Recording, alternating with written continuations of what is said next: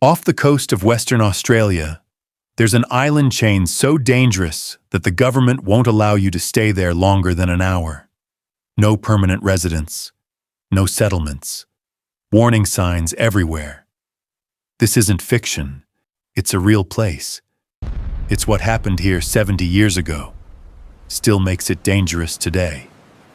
This is the story of the Montebello Islands, Australia's forbidden island.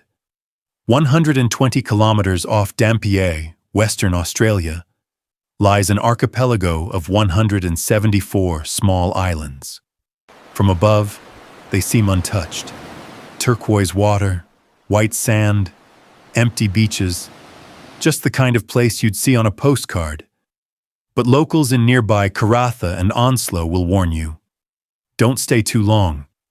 Fishing tours operate here, but every guide gives the same advice. Limit your visit to 1 hour.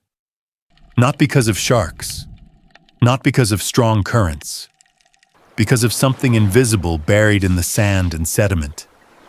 Something that has been there since 1952.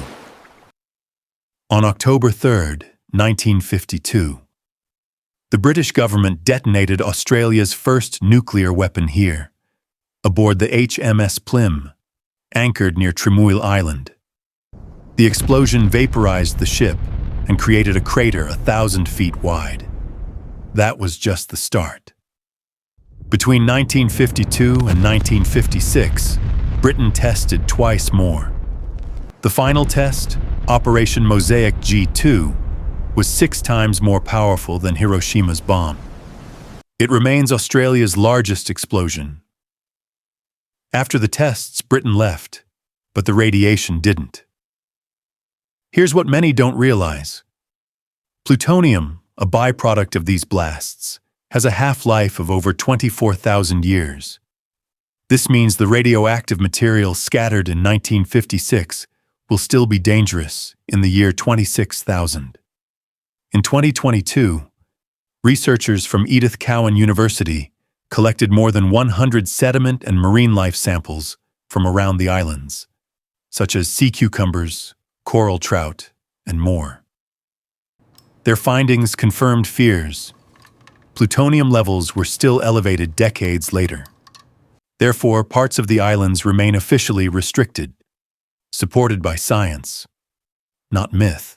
But the most shocking part isn't the radiation, it's who was exposed. A 1985 Royal Commission revealed that Indigenous communities near the islands were never properly warned about the fallout. Many were unknowingly exposed. Decades later, healthcare support was finally extended to the affected Indigenous Australians. An island often thought of as deserted and forbidden was never truly uninhabited in spirit. The impact reached the mainland and its inhabitants. So can you visit today? Yes, technically. Boat trips are common, and most of the archipelago is open for fishing and camping.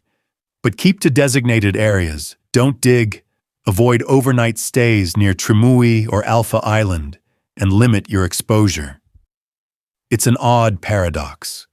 A tourist spot and a nuclear exclusion zone in the same island group.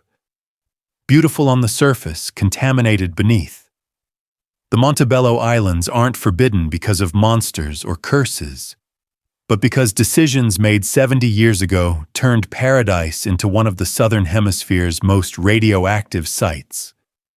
It reminds us that Australia's most dangerous spots aren't natural. They're manufactured.